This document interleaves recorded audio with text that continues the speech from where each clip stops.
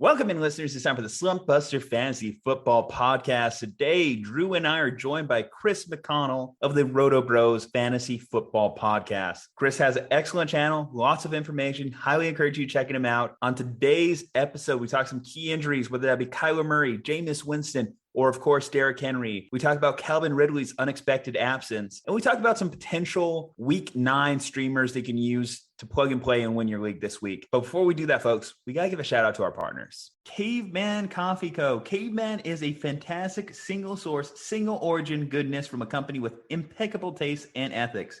The people behind it are beautiful souls, and the coffee is delicious fuel for the never-ending quest to do better, be better, love harder, and enjoy deeper. Guys, I tell you, their Nitro Cold Brew is the perfect blend of energy and refreshment in the morning. Great way to start the day. But why stop there? They have their Mammoth blends, which I highly encourage you getting.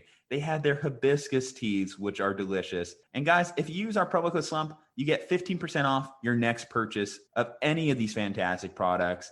CavemanCoffeeCo.com, promo code SLUMP.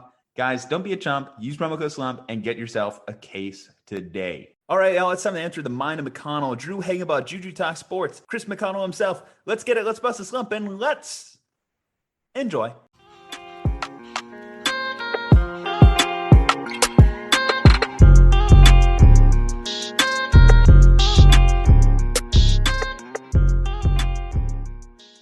Welcome in, Slumpbusters. We are back with another guest this week. Joining us, Chris McConnell of the Roto Bros Fantasy Football Podcast, a familiar voice on the show.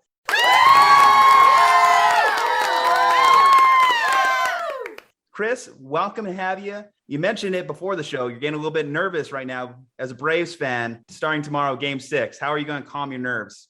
I'm not. That's the easy way to put it. You just can't. Deep down, we all know there's no Atlanta curse. Yeah, it's just a huge coincidence that all of these Atlanta choke jobs happen all the time. But because they do, you can't help, as an Atlanta sports fan, you can't help but get really, really concerned about all this. So, especially after the Super Bowl. So we won't talk too much about that. But yeah, no, this is, hopefully we close it out in Game 6. And we wanted to win it at home and celebrate on our turf. But that didn't happen. So look, I'm down to celebrate in Houston as long as we're celebrating, because that means we won. So I just want to get it done. Let's just slam the door shut. I don't want to go to a Game 7 because that's going to be a problem. That will be a problem for me. Just know either way, we got memes prepared for if the Astros lose or if the Braves choke this one away. There's memes either way. I know that's probably your biggest concern too. The meme pages are ready. You won't hear from me. Obituary. Yeah, you won't hear from me for 6 months. Like, you just won't. Like, I'm going to completely disconnect from the world. I'm going to go off the grid. I'm going to move into the woods up in Northwest Oregon for, 6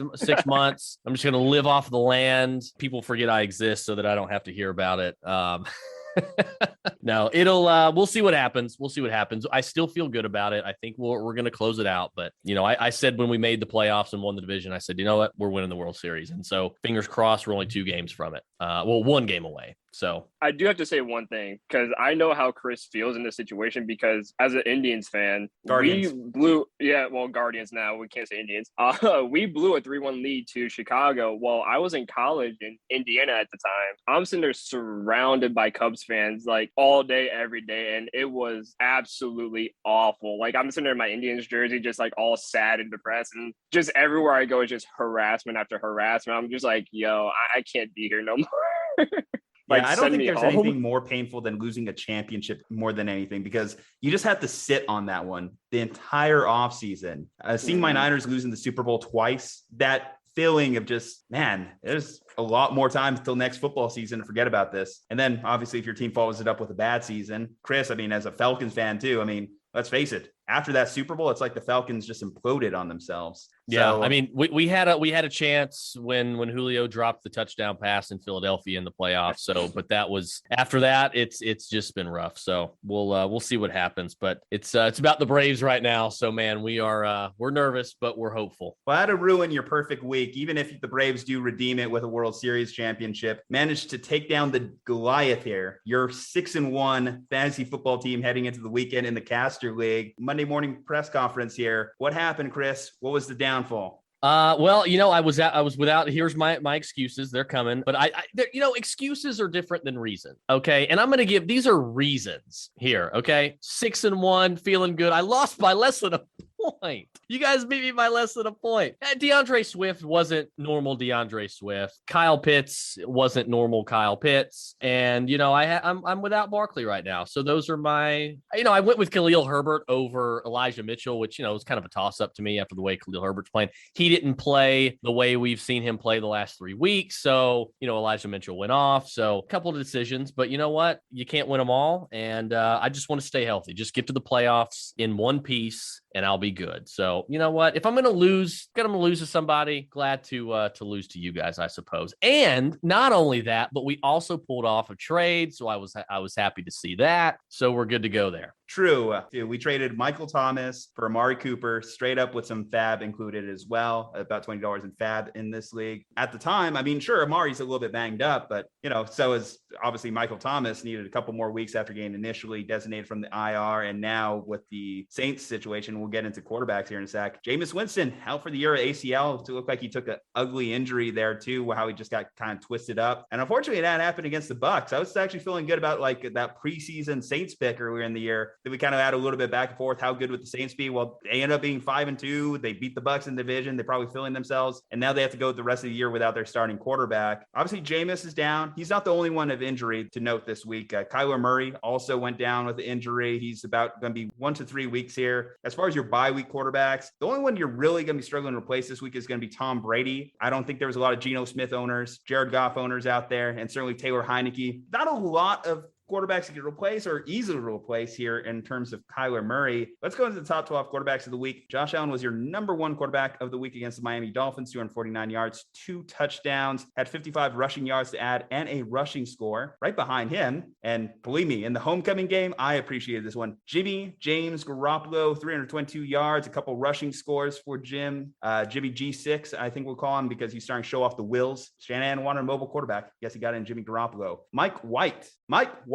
was the top 3 quarterback this week. Generational talent, Mike White. Yes, top 3 quarterback on the week, 405 yards, 3 touchdowns, had a couple picks there. I want to say he also caught the game-winning 2-point conversion as well, if I'm not mistaken.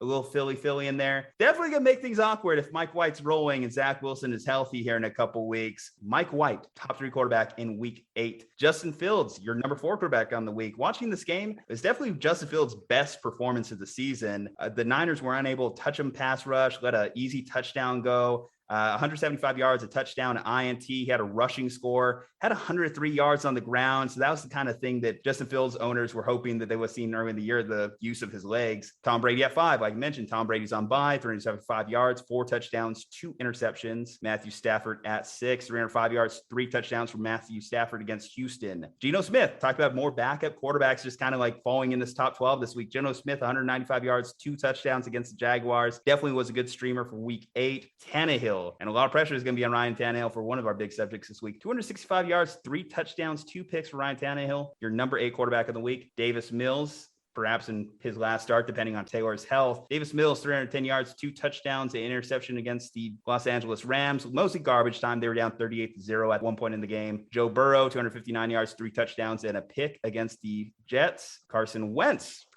again, his career renaissance is coming to fruition out there in Indianapolis. Had a really stupid interception late, but that's kind of the Carson Wentz experience. 231 yards, 3 touchdowns, 2 interceptions, had 11 rushing yards on the ground, and rounding out the top 12, Cooper Rush. Again, another backup quarterback in the top 12 here. Cooper Rush filling in for Dak Prescott, 325 yards, 2 touchdowns, and a huge throw late to Amari Cooper. Now, as far as names to highlight here within the top 12, Mike White, let's just go back to that one. What's going on with Cincinnati there? Like, you go off blowing out the Baltimore Ravens to allowing 400 passing yards to Mike White. Who are the Jets even facing next week? Is there even an option? Clearly they're throwing the ball more with him, or he's at least having more success than Zach Wilson. Yeah, it's interesting.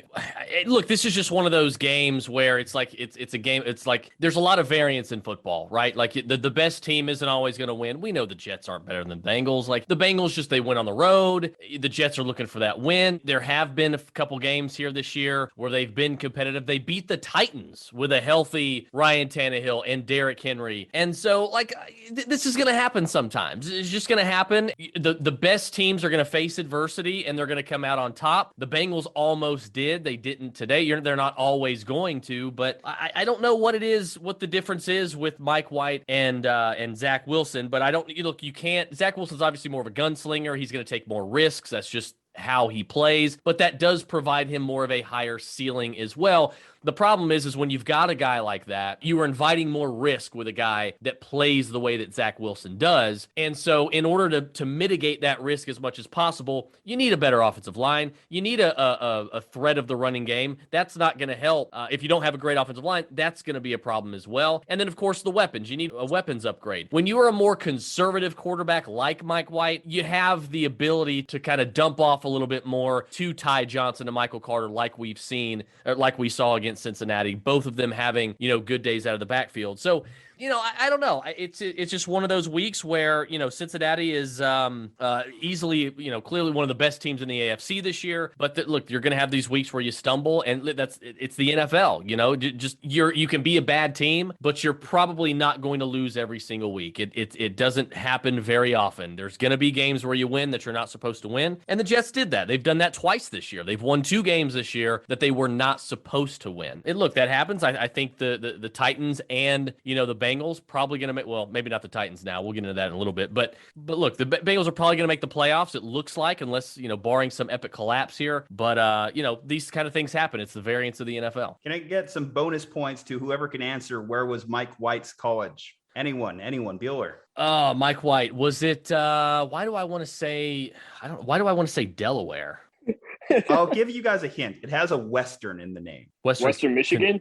Kentucky? Hey, that's Chris, you got it. Western Kentucky. Yes, a Western Kentucky hilltopper was Mike White. Like you said, Chris, it's probably just a one-off, but it definitely is fun to look at this top 12 and see not only him, but see Cooper Rush out there. Hopefully Dak is back next week. Those calf injuries. I know that Cowboys are being a little bit more precautious with it, and rightfully so. You don't want to rush a guy back out there, especially coming off the major knee injury that he had just a season ago. The fact that team was able to win in a different way, definitely giving the Cowboys a little bit more credibility here in the NFC. Let's talk about a guy who struggled, actually, a guy who wasn't in the top 12. Justin Herbert finishes the quarterback 16 on the week, and we've seen him kind of like stumble against a couple defenses in a row. Obviously, Baltimore heading into the bye week and then comes back off bye and faces the Patriots. Good relief for a Justin Herbert owner. You got the Eagles coming up this week, so an obvious start. But any concerns about Justin Herbert moving forward? I mean, there can be a little bit because just watching some highlights of him in the last couple of weeks, he didn't look all that fantastic. And it's not to say that he's going downhill, but part of that sophomore slump, you're in that second year of a quarterback, and, there's going to be games where he's going to be down, and it happens to the best of quarterbacks and other players in the NFL. But like you said, he's got the Eagles coming up, so it should be a favorable matchup for him to where he could probably start bouncing back, and this could be a bounce back week for him. What about another guy that's struggling? Patrick Mahomes.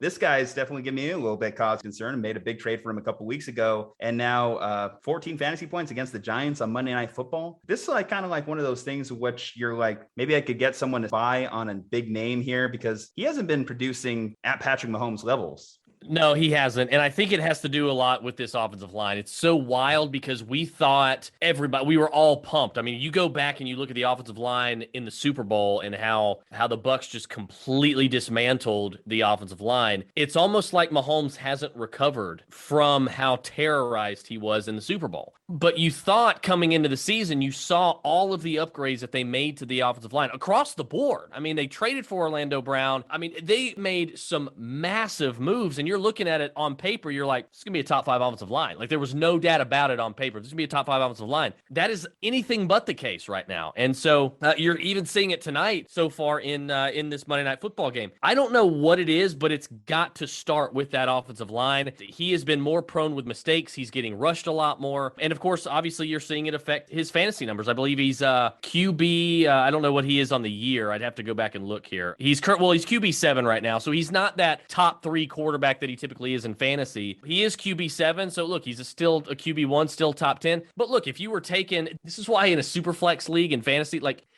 you don't take a quarterback in the first round. This is why you don't take a quarterback in the second round. Like, not especially when you can get these huge values at the quarterback position, even in Superflex. Tom Brady was going in the 5th and 6th round, okay? And he's the number 1 fantasy quarterback this year. So it's like, this is why you don't do that, because there's so much variance there. And I know everybody thinks, oh, Lamar Jackson, Patrick Mahomes are the 2 safest quarterbacks, maybe even Josh Allen. Josh Allen QB2, that's great. But it's just one of those things where go after the running backs and maybe even wide receivers a little bit earlier before you start building at quarterback. But, I just think that, obviously they are having some offensive line issues. They're going to have to get that fixed. And, obviously you can't count them out. I believe they're getting ready to score as we speak. So I don't really know what the score is right now, but they're in trouble. If they were to lose this game to the Giants, they're going to be in trouble. They're still alive if they don't, obviously, if they're able to pull this out. And I'm not going to count out an Andy Reid, Patrick Mahomes-led football team. I'm just not. Clyde Edwards-Helaire is going to come back. That'll at least be a good thing for them. But they got to get these offensive line woes figured out because right now that's the big sticking point with this team. Is this the time to sell on Jalen Hurts? Jalen Hurts finished his quarterback 23 on the week, had 103 passing yards, 71 rushing yards. Definitely his worst fantasy performance, yet the team obviously excelled. They put a pounding on the Lions, 44-6 was that final score. Jalen Hurts, obviously he's been quarterback 6, I think the majority of the year. He hasn't left the top 10 outside of this week. But in terms of real life football, there's that looming possibility if he continues to struggle when they're not facing the Lions, that a Gardner Minchi could step in. Do you try and capitalize before that? Yeah, I mean, I don't know what Andrew's thoughts on it are, but there's a possibility. Like if you're in a deep league with deep benches and you can burn a roster spot and it's super flex or something, you can scoop up Minshew just to sit on him just in case. Sure, go ahead. I don't mind that. I don't think so though. Look, he's QB6 in points per game right now. He's, I think, QB4 in total fantasy point. Yeah, QB4 in total fantasy points. He's got that immense rushing floor. Fantasy-wise, we knew he was going to be solid. He's been better than what you see when you watch the football game from a fantasy perspective, because these are 2 different things. People mix these things up too often. Like, it's just, they're 2 different things. We knew Jalen Hurts was going to be good in fantasy. I had him as QB10 in fantasy. He's obviously, out playing that right now. But in real life, he is not the answer. He's not a franchise quarterback, and he's just not that good. That's just plain and simple. He's just not that good. Gardner Minshew is every bit as good in real life as Jalen Hurts, but fantasy-wise, I don't think right now you should look to sell. However, that could change, if he continues to sort of wet the bed, so to speak, in real life. They're going to be like, look, we got to try to win some games. We got to try to get back in this wild card race, because you're certainly not winning the division. We got to try to get back in this wild card race if we can, and maybe Minshew's the answer to that. Maybe Minshew can give this offense some Ryan Tannehill-esque life. That's exactly what happened to the Titans, and their whole fortunes changed when they went from Mariota to Tannehill. It's a possibility they could do the same thing. So instead of selling on Jalen Hurts, just silently go and grab Minshew, probably for free, because nobody probably owns him. That's what I would do, to be quite honest with you. But right now, I think it might be a little early. Throwing it out there, throwing it out into the universe, because it does feel like it's looming. I mean, obviously, this was a big game for Jalen Hurts to really establish anything in a positive direction. Obviously, if they lost another game, especially losing a game to the Detroit Lions, there would have been not a force on this earth that could have kept him in the starting lineup with those fans in Philadelphia. But obviously, they got the win, so maybe that buys him some job security for another couple weeks. I just think that, like you mentioned, the real-life game has not been too kind to him, and is Gardner Minshew a guy they traded for that much worse than him? That's going to be one of those questions that Nick Sirianni, who's obviously fighting as a first-year head coach, is going to answer. I guess, let's throw some names out there. It's kind of like this or that, like rest of the season, like Jalen Hurts or someone who's been on the rise lately, like a Carson Wentz.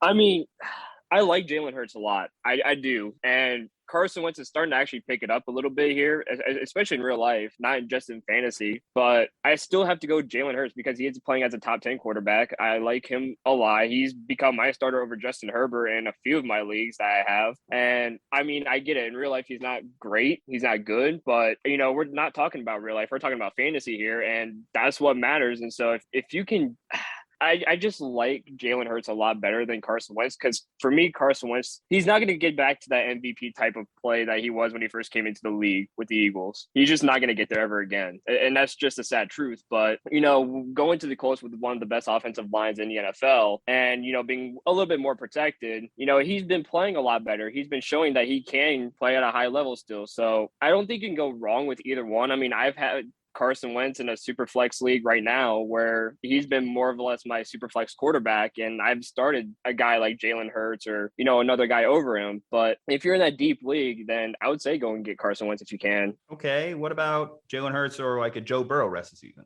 Oh, it's Joe Burrow. I'll take Joe Burrow rest of season. I want to be tied. And I'll be quite honest with you. I want Joe Burrow the rest of the season, regardless of the fact that fantasy-wise, Jalen Hurts has been a better option in fantasy because Joe Burrow's not getting benched. There's no question about that. And Joe Burrow is going to at least be able to keep pace from a fantasy perspective with Jalen Hurts. So there's no question, not only is he a better quarterback by far in real life, but he's just as good of a fantasy quarterback if you're going to ask me. I mean, he's QB8 right now, so he's only 4 spots behind Jalen Hurts. And when it comes to, fantasy points per game, he is about 3 fantasy points per game lower than Jalen Hurts. So it's not a big stretch at all. And if you are asking me, obviously Jalen Hurts or Joe Burrow, I'm going to take Joe Burrow because there is that chance Jalen Hurts ends up getting benched. Well, if I say, okay, give me Jalen Hurts over Joe Burrow, what do I need to do? I need to go out and add Gardner Minshew. Well, if Jalen Hurts gets benched, now I'm left with Gardner Minshew. So what happens there? Well, my fantasy quarterback just took a massive hit because Gardner Minshew is not going to be anywhere close when it comes to fantasy. He might be just as, if not more competent in real life and help the Eagles win more in real life. But in fantasy, that's a huge dip down from Jalen Hurts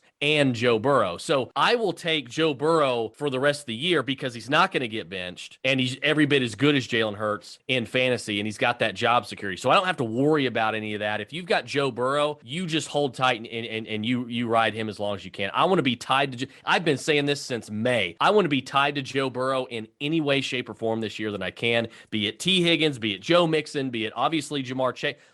Give me any way that I can be connected to Joe Burrow. I want to be connected to Joe Burrow. I should have been more connected to Joe Burrow this week and starting Tyler Boyd. But again, last couple of weeks, hard to trust him. Just one of those things when you're chasing points in fantasy. Okay. Yeah, and you can't really trust Tyler Boyd that much exactly. week to week. Ever since unless T. Higgins, back, yeah, exactly.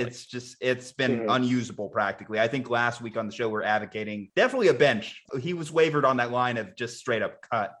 Okay, last line of delineation just on this Jalen Hurts thing. I just want to, you guys don't have to go super in depth on it. Someone like a Kirk Cousins, quarterback 17 on the week, but has been in the quarterback top 10 on the year. I would take a Kirk Cousins. I mean, I have him. He hasn't been overly awful for me. I mean, he's been competent enough to help me win a few games. I mean, I had to start him this week and he helped me win. So, I mean, he's not absolutely terrible, but it goes back to what Chris said. It all depends on what happens to Jalen Hurts in real life, whether he gets benched and Gardner Minshew starts and stuff like that. So you got to have that backup option. And Kirk Cousins is not that bad of a backup option to have on your team. Yeah, and he's also not getting benched either. And he's right there with Joe Burrow when it comes to fantasy points per game. He's QB 12 on the year in totality, so he's below both of them in total points in fantasy. But the Kirk Cousins we saw last night is not going to be the fantasy quarterback that we see Kirk Cousins pretty much the rest of the year. For whatever reason, he just doesn't step up in prime time. Kirk Cousins is at his best when it's 1 o'clock on a Sunday afternoon, 1 o'clock Eastern on a Sunday afternoon.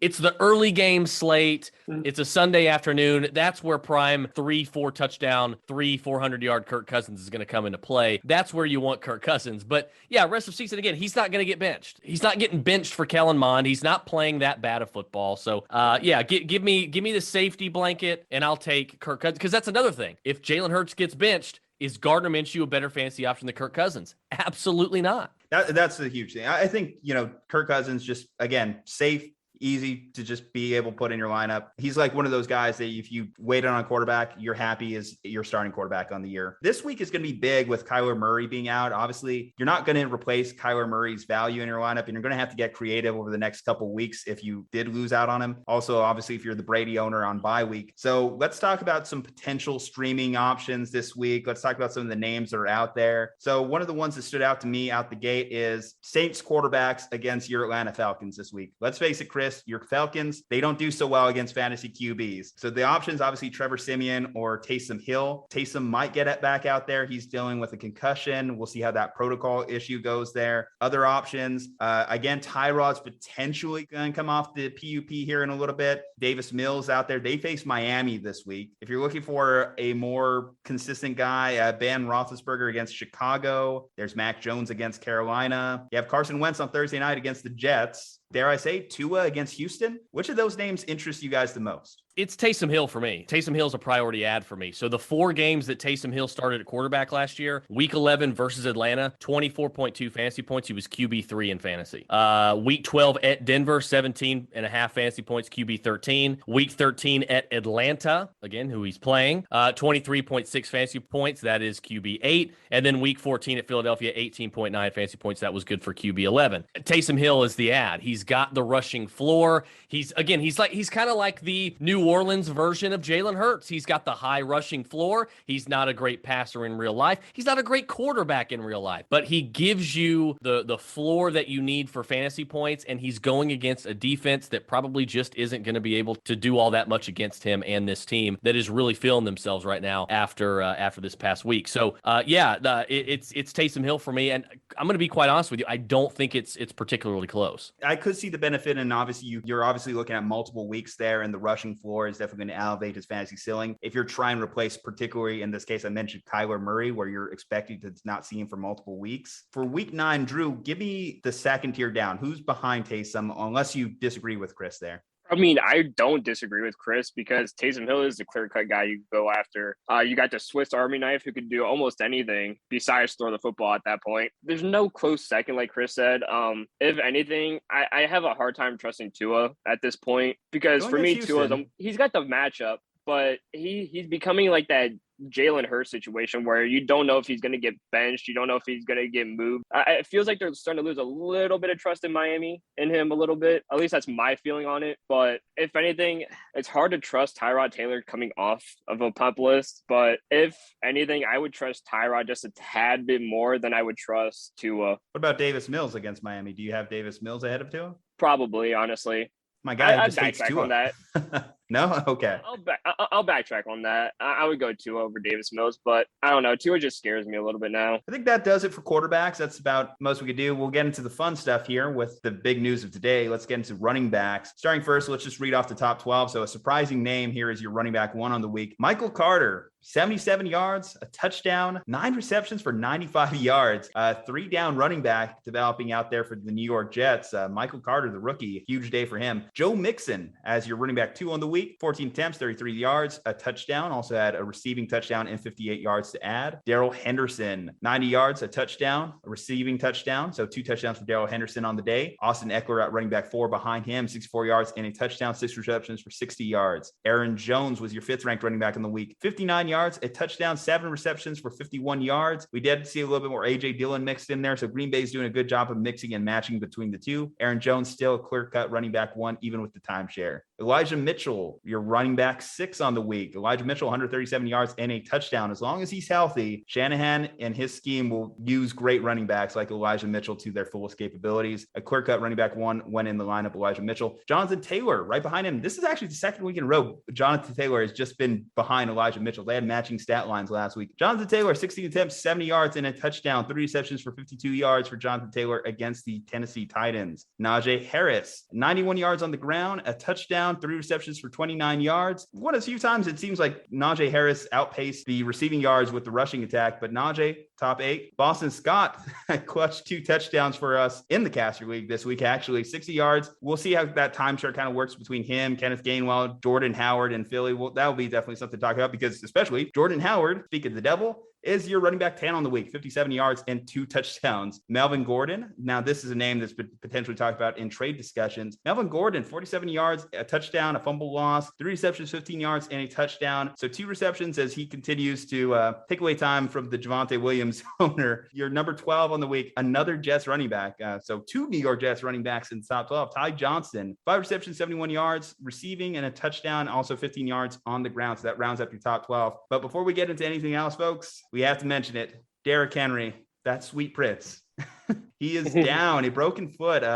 I think it's a fifth metacarpal they mentioned the injury is. So you're probably not going to see him the rest of this regular season, which means you're not going to see him the rest of your fantasy season. It's probably like if you're not in a keeper league, you might have to drop him. Certainly in Dynasty, that's going to be an interesting discussion when you talk about the running backs who are at the top injured. We have potentially the emergence of Jeremy McNichols out there, their main pass catching back. They signed Adrian Peterson today. There's some discussion on what they do in the trade market. I mentioned Melvin Gordon's a name that's been talked about. You go after like a Jamal Williams. I don't see a lot of trades happening. You don't see a lot of trades at the running back position. And if you're the Derrick Henry owner, I hate to tell you, I don't think you're replacing his production with anything on the waiver wire anyway. It's just a sad truth. What's even like the best case scenario between a Adrian Peterson and a McNichols timeshare, Chris? I don't know that there is. I mean, I don't know that Jeremy McNichols is going to be as heavily involved as everybody thinks, or Mekhi Sargent for that matter, or anybody else in that backfield. I think Adrian is going to be given every chance to be that workhorse back. I'm not saying that, McNichols isn't going to play any snaps. He's going to get snaps and all that. He may even be the primary pass catcher. And if he is,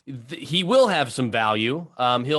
He could have some like J.D. McKissick type of value or like a Ty Johnson type of value, like a primary pass catcher in the backfield. I think that there's the opportunity for that, but put it this way, if both of them are available on the waiver wire and I have to throw down some fab for one or the other, I'm going to put more of it down on Adrian Peterson because he is going to get the bulk of that, the workload, the bulk of the early down touches. I don't think this offense is going to change very much. I really don't. And I think the closest thing you're going to get to a Derrick Henry is going to be someone like an Adrian Peterson. Still a big, strong, bruising back. Obviously, Peterson does not have the speed that Derrick Henry has or that Adrian once had himself. This is not really a backfield that's going to be too attractive. I don't know if it's going to be that productive. Adrian Peterson, volume alone, he could return some back-end RB2, high-end RB3 value. That's probably what you need to expect. You don't need to expect anything remotely close to what, Derrick Henry was giving them. Derrick Henry, 937 rushing yards on the year. He was a little less than 300 rushing yards, ahead of the next closest person, which was Jonathan Taylor at 649. So he was well on his way to leading the league and rushing again and being the three-time rushing champion. He would have been the first guy to do that since Walter Payton. But Adrian Peterson's not going to get as many touches per game as Derrick Henry. We likely are going to see an uptick in passing a little bit, which is a good thing for Julio Jones if he can come back, and of course A.J. Brown as well. So we'll see kind of how that turns out. But I don't know that this is going to be a particularly valuable backfield. I don't think it will be. I don't think it's going to be a particularly productive backfield. It's going to be on this offensive line to really make things happen here, which is possible, but it's something that I'm not going to spend a whole lot of fab on either one of these guys. I'm going to look elsewhere for that production if I need it. If I'm desperate, okay, that's a different story. But, if an Adrian Peterson or Jeremy McNichols is going to be my fifth running back, okay, like my second running back off the bench, I'm not going to be throwing down a whole lot of fab at all. It's just not going to happen. So I'm just going to ride with what I've got.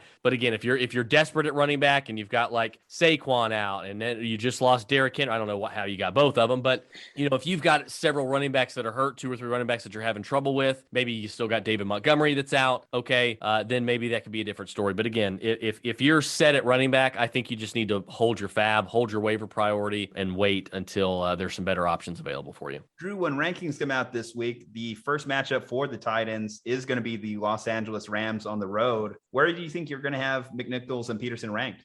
I would probably have them in the low 30s. I'm not going to have too high hopes in the first week or so, especially against the Los Angeles Rams, who are one of the more better defensive teams in the NFL, especially in the run game, especially now that you just picked up Von Miller from Denver, which is some big news there as well. So that run defense has gotten a lot better. So we'll see what happens. I'm thinking somewhere in the very mid 30s or so. It depends on what they do the next couple of weeks. Then I might boost them up depending on how they perform, obviously, and stuff like that. But this week, based on matchup and just, re-signing Adrian Peterson, not looking too bright for me. Chris, I know you love Dynasty. Derrick Henry's Dynasty value going into next year. How do you kind of evaluate this? I mean, we've seen running backs that they've been healthy their entire career and then just one injury and it starts to enter a tailspin. We saw what happened to Chris McCaffrey ever since going back to last year's injury troubles, and it hasn't quite gone right since. I know Derrick Henry's built different, but sometimes, the wheels fall off the bus pretty quick here. Yeah, it is a little concerning. I think maybe for next year, he's probably going to be fine. I think he's still going to be a top 5 running back off the board in fantasy drafts come 2022. And so I think you can expect probably top 5 production from him. And I think you're safe to do so. But I think that is going to be the last year. I think after next year or sometime during next year, you may want to sell if you're not already trying to sell. Well, you don't want to sell him right now. You're going to want to sell him when he's back toward the end of the year, going into the offseason. When there's positive reports out. And I would probably recommend selling before April, because what happens in April? The NFL draft. This coming up draft has several very talented running backs in it. And we see running back is a revolving door of talent. It's got the highest rate of injury. It's got the highest risk of injury. It's just a revolving door of players, more so there than at any position in the league. So if you're going to sell, I would plan to sell after he's fully recovered, right around where the NFL playoffs start, because his season's over. I mean, his season's over this year for the fantasy playoffs for all intents and purposes. It'd have to be a miraculous comeback. So I would recommend selling between January and April, because that's going to be the sweet spot. That's where dynasty leagues are getting ready. They're getting started. They're getting excited. I don't think a lot of people are going to be thinking, oh, the Titans could draft a running back, just in case they do. And some of that, excitement wears off of Derrick Henry, kind of knocks him down. I think you're going to want to just play it safe and sell him. However, if you don't, I still think you should be able to expect, regardless of whether they add a running back or not, you could expect top 5 fantasy value in a top 5 ranking going into next year. But again, we could be in this era, guys. We see sometimes where these running backs of certain eras, there is a point where they begin to deteriorate a little bit. We saw it, Adrian Peterson, Jamal Charles, LaShawn McCoy, Frank Gore. Those are just 4 out of that same era that really started to sort of decline, and they really started to lose their workhorse roles around the same time. And so this could be happening with Christian McCaffrey of this era and Derrick Henry of this era. Who knows what's going to happen with Alvin Kamara? Hopefully he can stay healthy. The wheels seem like they're staying on the bus right now. Aaron Jones as well. We could be seeing this new wave of elite running backs for the next era in the next year or two start to come to fruition. The Jonathan Taylors, the DeAndre Swifts, the Najee Harrises. You could maybe see the Elliots and the McCaffreys and the Henrys begin to sort of go downhill in the next year or two. And I think, you really need to watch that. You really need to keep that in mind. And I know McCaffrey's a little younger. Henry's going to be, 28 next year. But again, he is built differently. So I do think that's going to, give him, a little bit of an extra year or two. So I think going into 2022, he's going to be fine. But look, if you're looking to sell in Dynasty, don't do it now. Wait until he's fully recovered. January to April, that's going to be the sweet spot. Let's talk about some names that you could potentially end up seeing in a trade go for Derrick Henry. Talk about someone in kind of like that similar age group. Alvin Kamara, Derrick Henry, straight up. Yeah, I'll take Alvin Kamara just because I think the floor's there for the receiving, and he hasn't yet, and I don't know if he ever will, but he hasn't declined, number one. He's still an elite fantasy running back, and he hasn't been hit with injuries yet. So those injuries have not shown up. So yeah, I will take Alvin Kamara and sort of play it safe a little bit there. I think both are going to be taken in the top 5 at running back still come 2022. I don't think that's going to change. But yeah, I'll take Alvin Kamara. Jonathan Taylor. I'll take Jonathan Taylor. Okay. Do I want to say someone like a Javonte Williams? Dare I say a rookie? I know he's in this time split with like a Melvin Gordon right now. Right now he is, and I think he's going to end up taking over. We're going to see his role increase as the season continues to go along. I think going into next year, Javonte is obviously going to be the unquestioned workhorse running back in Denver, but he's not going to enter into that top flight elite. Yeah, see, he's just not. It's going to take a little bit of time, I think. Okay, what about this one? And this is just because he does have at least youth on his side in this aspect. Saquon Barkley. Ooh, that's a tough one. That's where it gets interesting. I'll go Barkley, but it is close. I can't crucify anybody for wanting to take Derrick Henry. And I'm just talking about 2022. I'll go with Barkley. Dynasty, obviously, definitely because of age, I'll go with Barkley. But yeah, 2022, I'll lean Barkley a little bit there. What's your take there, Drew? I mean, I agree. I mean, how about Nick Chubb? Nick Chubb. Oof. I don't know. I mean, the way that the Browns split that up. I'll go Henry. I'll take Henry over Chubb. Really? Okay. Yeah, I'm trying to take mental notes because I got Derrick Henry in Dynasty, so I'm trying to take mental notes here. Yeah, I mean, I'm looking at the list of the top 20 backs right now. If we're talking just 2022, I'll take Derrick Henry over obviously Cordero Patterson. I'll take him over Joe Mixon. I'll take him over Elliott, Darrell Henderson, Leonard Fournette, James Robinson, obviously Kareem Hunt, Melvin Gordon, Damian Harris, Chase Edmonds, Antonio Gibson, Myles Gaskin, Michael Carter. In 2022, that's who I'll take. And I don't see anybody below any of those names going into next year that I would take, well, except for Saquon Barkley, that I would take over Derrick Henry. Dynasty-wise, there's going to obviously be a couple more. Dalvin Cook. Ooh, that's another one. That is another one. You're right. He's not in there because of some injuries, I believe. But yeah, no, I'll take Dalvin Cook, I think, in 2022 over Derrick Henry. But again, that he's in the Saquon Barkley scenario there. Like it's the same. It's a coin flip. It's personal preference. Ask me in 3 more months, is it Derrick Henry or Dalvin Cook going in 2022? It might be a different answer. Same thing with Saquon Barkley. Okay, we'll revisit the tight ends when we talk about these wide receiver situations. We mentioned potential upticks for guys there, but let's talk real quick on a couple timeshare situations and what we can read off of week 8 here. So I mentioned it. We had 2 Philadelphia Eagles in the top 10 here. We had Boston Scott and Jordan Howard, and Kenneth Gainwell was nowhere to be found. Who is the guy that's worth targeting here? Because obviously Jordan Howard got some goal line touches. Boston Scott got some goal line touches, but Kenneth Gainwell has been the more explosive athlete throughout the season. This is really an interesting one because while Miles Sanders is out now, look, when Miles Sanders gets back, it's going to be Miles Sanders. The problem with Miles is that he just wasn't producing. He was getting the snaps. He was getting the work.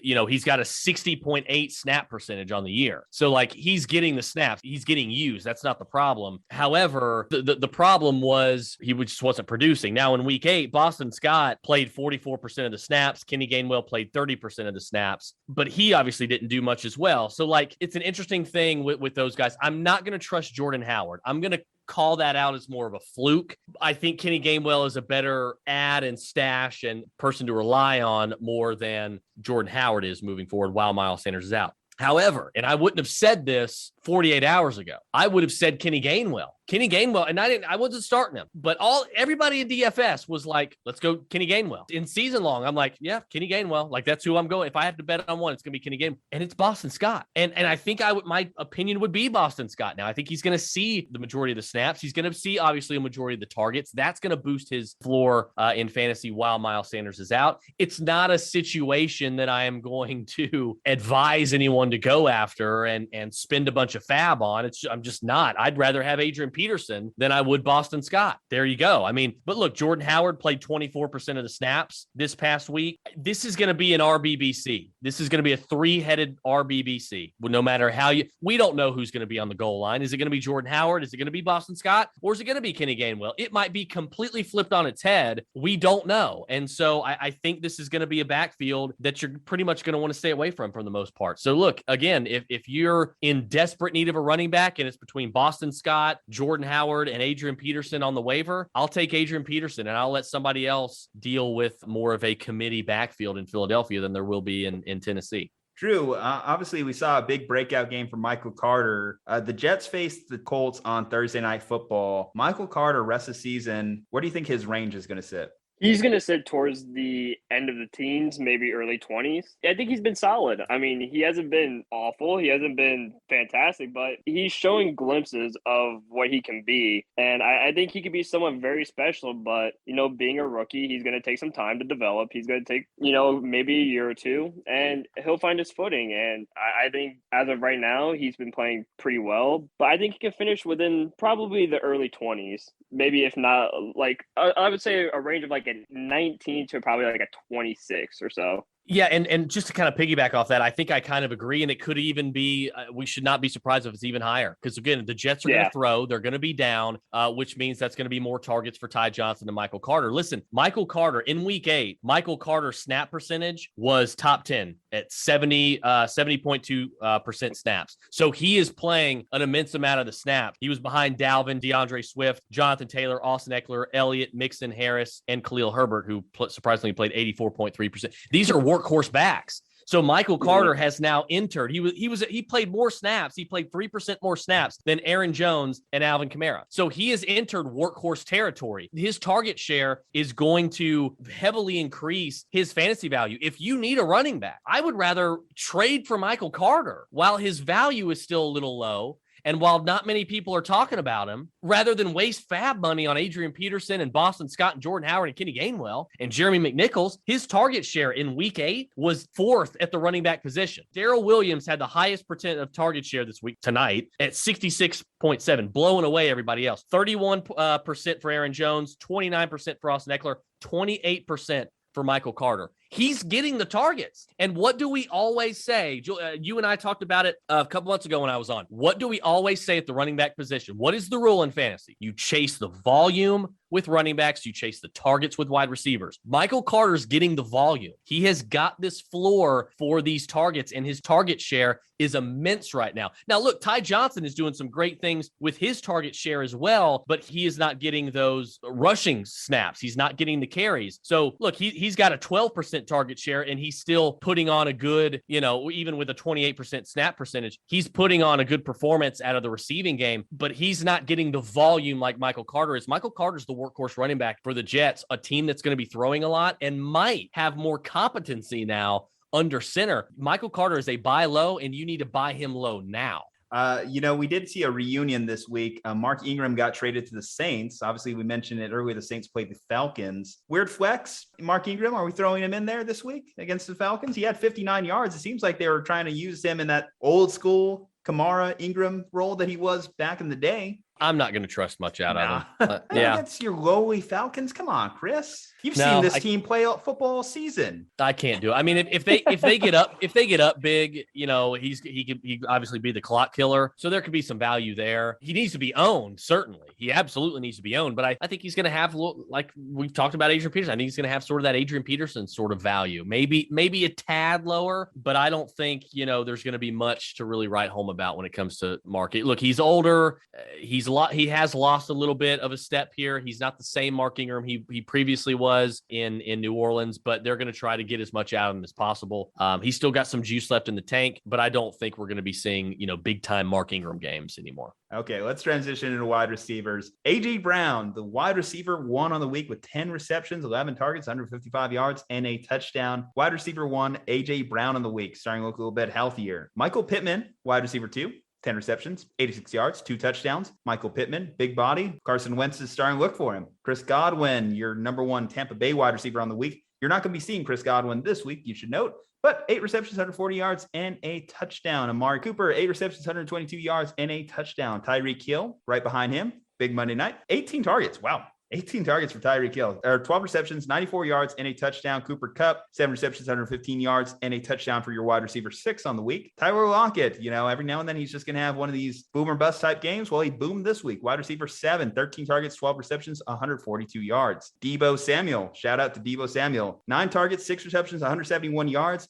It's a great week when you can pass Jerry Rice in any kind of record book. He has the most receiving yards through 8 weeks of any San Francisco 49ers wide receiver, passing Jerry Rice actually 3 separate times of the 49ers top 5. DK Metcalf, another Seahawks wide receiver in the top 12 here. DK Metcalf, 6 receptions, 43 yards, 2 touchdowns, a very impressive touchdown, and definitely a You Got Moss touchdown this week. Robert Woods, I don't know what to make of Robert Woods at this point, but hey, 3 receptions, 35 yards, a touchdown. He also had a rushing touchdown. I'll take it. I'll take any production I could get from Robert. Cedric Wilson at 11, 3 receptions, 84 yards, and a touch. And then Brandon Cooks rounding out the top 12 here, 6 receptions, 83 yards, and a touchdown. Okay, Chris, so mention it. I'll throw this to you, especially too as a Falcons fan here. Julio Jones, you mentioned that he could be a name potentially on the rise here. Julio has been somewhat of a fantasy non-factor this entire season. What do you think is the potential ceiling now with Derrick Henry out of the lineup? Not much.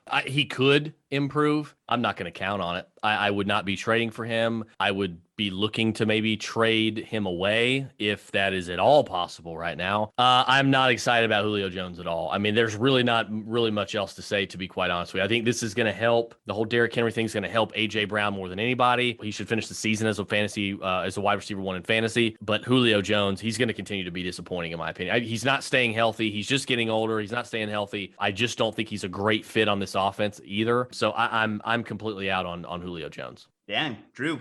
Julio Jones, is he even going to be ranked this week with that said? I don't think so, to be honest with you. I think I'm going to leave him out of my 36 just for what Chris said. I mean, he just injured all year round, just not looking good. He's not getting the targets. Even with Derrick Henry out, he's not going to get targets at all, especially with A.J. Brown being healthy. I think it's just going to be the A.J. Brown show there in Tennessee. So I think this week and probably from then on, I might just leave Julio Jones just completely out of my rankings. I completely slept on this headline, but I just remembered it, and I think I got to get Chris's take on it. Calvin Ridley. Stepping away from football for mental health reasons. Here's Calvin Ridley's full statement. These past few weeks have been very challenging for me, and as much as I'd like to be on the field competing with my teammates, I need to step away from football at this time and focus on my mental well-being. This will help me in the best version of myself now and in the future. I want to thank my teammates, the entire Atlanta Falcons organization, our great fans, my friends, and my family for all their support during this time. Obviously, we're wishing Calvin the best in this situation here, but we do have to kind of come at it from a fantasy angle as well. Who steps up now in this Falcons offense? We've seen the emergence of Kyle Pitts, but is there a wide receiver that's going to be worth owning or worth starting, certainly? No, I don't think so. I mean, you can't really rely on Russell Gage.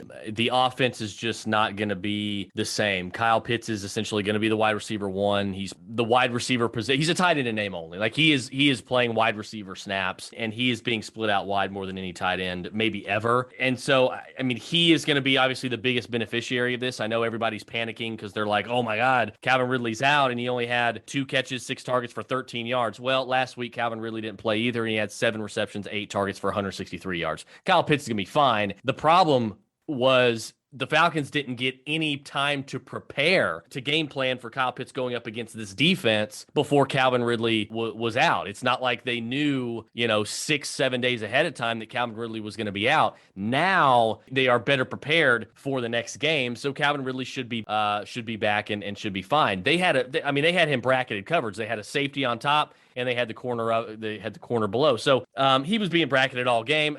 Not only that, but this is one of the best, deepest defensive backfields in Carolina in the entire league. Stephon Gilmore had just come back as well, so he was playing. It just wasn't a great situation for Kyle Pitts this week. I just don't think they're Olamide Zaccheaus. A lot of people are going to, be probably spending a little bit of fab on him. They're just going to be hit or miss. These are not guys that you're going to insert into your lineup at wide receiver if you're hurting at receiver, and they're going to provide you with this weekly value that you can trust. There's not going to be much of a floor, so I just don't think there's going to be anybody on this offense here. I think it's going to help Cordell Patterson even more, and it's going to help Kyle Pitts even more. That's pretty much about it. How do you handle Calvin Ridley on your bench? We don't know what this issue is. Obviously, there's not a lot of transparency behind it. You do worry this late in the season. Do you have a potential just Le'Veon Bell situation where he's just kind of taking up a roster spot with kind of not a lot of information out there about it? Yeah. Do you just kind of hold tight and hope for the best? Or, if there's someone out there that you think can help your team, I mean, you're not going to be able to trade him. Nobody's going to trade for him. I mean, Dynasty, I think, is probably a great time to trade for him because you can try to buy him very low.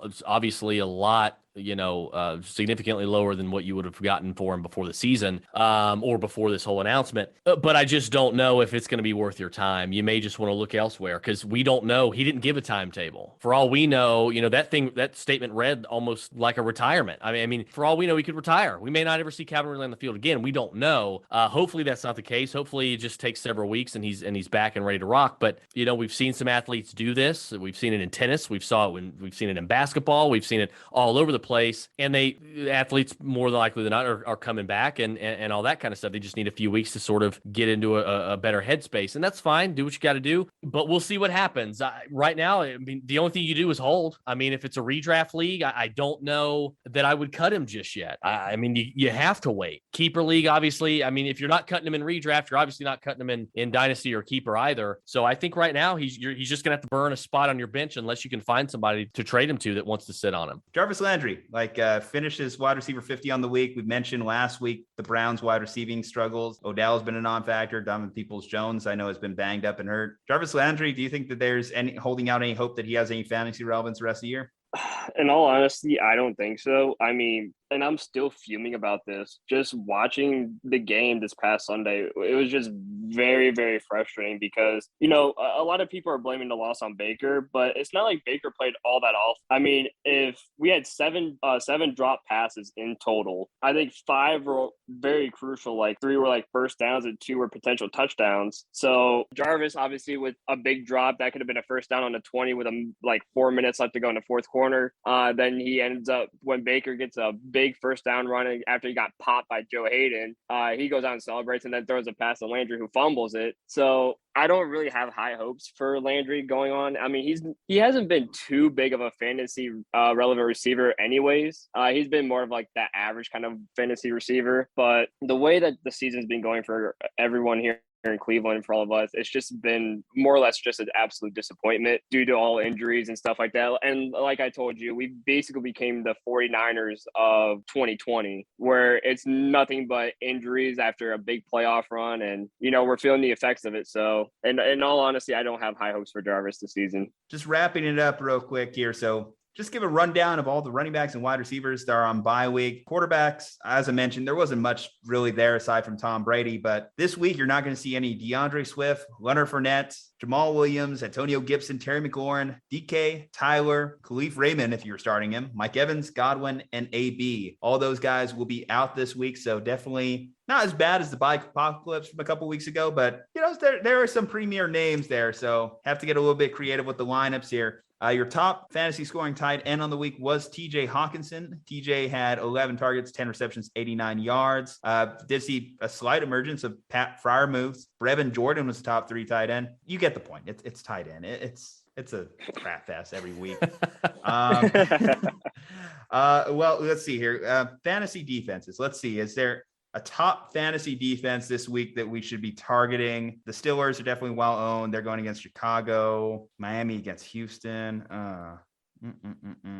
Yeah, I think a lot of people are going to target Miami against Houston, and I don't think that's going to be a good idea. Yeah, Miami has been a really regressive defense this year coming off a season ago. Definitely the amount of turnovers they had last season, I think, inflated what their defense actually is, because you're seeing a lot of holes. The Raiders against the Giants, that might be a matchup that I could potentially see exploiting. I mean, the Raiders coming off bye week in their home stadium, welcoming the Giants. You know, Daniel Jones has curved the turnovers this year, but, you know, we have seen him also occasionally have the Rams game where he had 4 just out the gate. So I think the Raiders versus the Giants might be a defense that I'm targeting. The Patriots are too well owned to go against Carolina, and they're struggling offense there. 49ers, if anyone rage dropped them after their bad performances, they get Colt McCoy this week. So that's potentially an option out there for you. Well, I think, to be honest with you, I like the Patriots defense this week. I do. I like the Patriots defense, and I like the Saints defense as well. I just think the Patriots, let me see what their ownership percentage is. Because, I mean, definitely you look at what Sam Darnold's done the last few weeks. I agree with you. I think the Patriots might be like a top 5 defense, especially Bill Belichick versus Sam Darnold. We know how that game has went forever.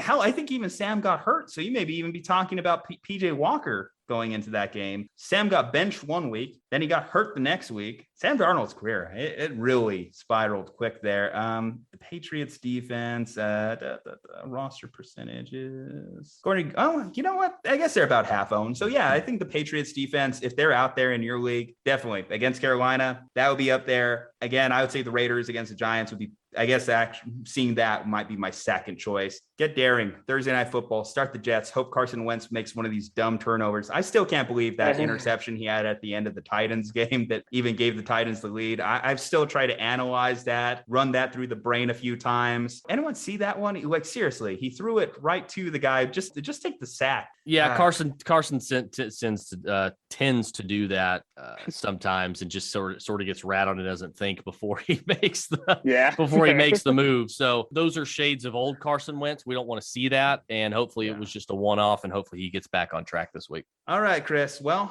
hopefully the madness ends tomorrow or today, whenever you're listening to this, as we roll the clock to midnight into Tuesday. Hopefully game 6 is it for you, and you don't have to go through the anxiety of a game 7. Aside from that, what are you working on these days, Chris? Let the people know, give those plugs.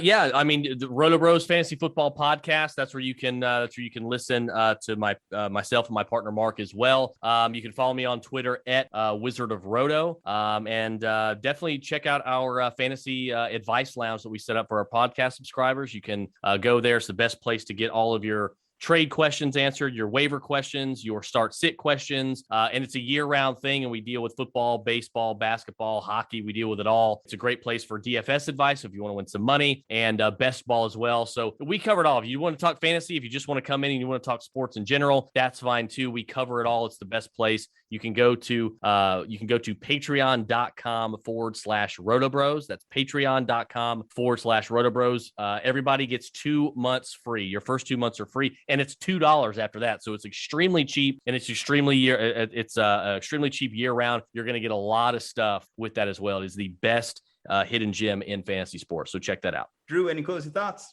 Yeah, man, go check out Chris, man. I've listened to his show a few times, man, and he does a very good job. So I'd say go listen to him. Thank you, sir. And support the Patreon. Chris does a lot of great stuff on the Patreon too. So really appreciate you there, man. Thanks for coming on. I know it's a bit of a late recording, so we appreciate you. Hey, you get a bounce back week. You got the fantasy football truth in the Caster League. Go ahead and do us a favor and beat them, because it kind of helps out the rest of the bracket there for us. All right, guys, check us out at Slumpbuster Podcast on IG, at Slumpbuster Pod on Twitter. If you're listening to this on YouTube, go ahead and like this video. If you're listening to this on iTunes, go ahead and leave us a 5-star review. Check it out, partner, CavemanCoffeeCo.com. Yes, don't be a chump. Use promo code SLUMP at CavemanCoffeeCo.com for some delicious cold brew coffee from Drew, Chris, and Juju. Stay safe, happy, and healthy. We'll see you next time.